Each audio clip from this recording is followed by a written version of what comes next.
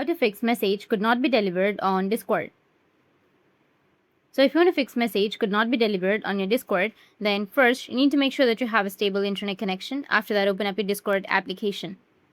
After opening your Discord, now if you try to message someone, and if it says that the message could not be delivered on your Discord, then it normally means that the other person has disabled direct DMs from server members. So there's two ways to fix it.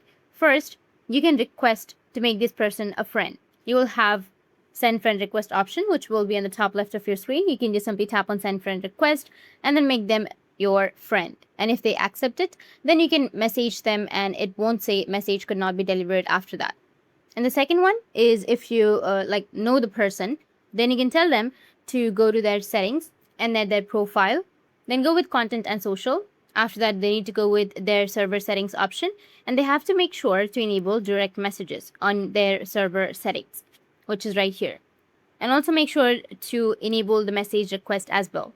After that, your problem will be fixed. If you found this video helpful, hit the subscribe button and thanks for watching.